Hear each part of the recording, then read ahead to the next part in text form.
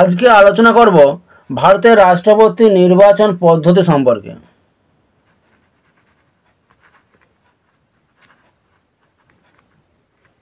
রাষ্ট্রপতি নির্বাচন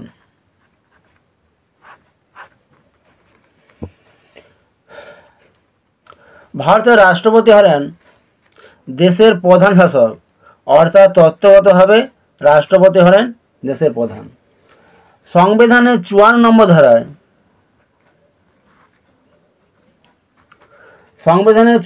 ধারায় বলা হয়েছে যে একটি বিশেষ নির্বাচক সংস্থা কর্তৃক ভারতের রাষ্ট্রপতি নির্বাচিত হবেন।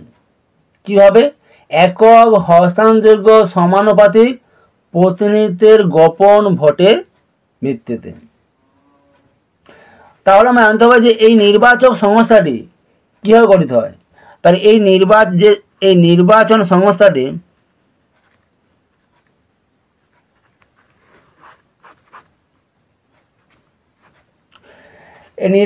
সংস্থাটি গঠিত হয় কেন্দ্রীয় আইনসভার উভয়পক্ষে নির্বাচিত প্রতিনিধি এবং রাজ্যগুলির বিধানসভার নির্বাচিত প্রতিনিধিদের নিয়ে।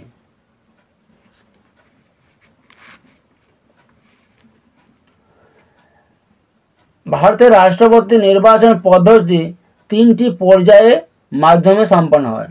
প্রথম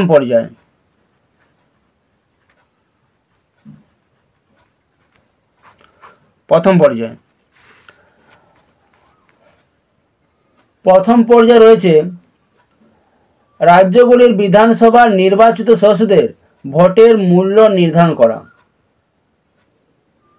এবং প্রত্যেকটি সদস্যের একটি করে ভোট দিতে পারে। দ্বিতীয়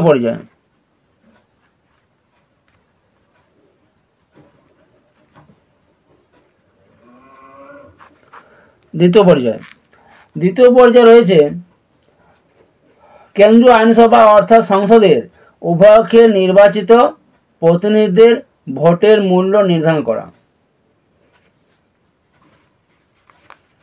তৃতীয়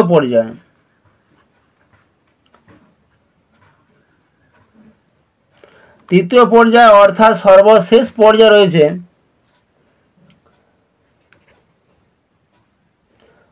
প্রথম ও দ্বিতীয় পর্যায়ের বৈধ ভোটগুলি যোগফল করে 2 দিয়ে ভাগ করে ভাগফলের সঙ্গে 1 যোগ করলে যে সংখ্যাটি পাওয়া যায় তা হলো কোটা, অর্থাৎ মোট বৈধ ভোট সংখ্যা ভাজিত 2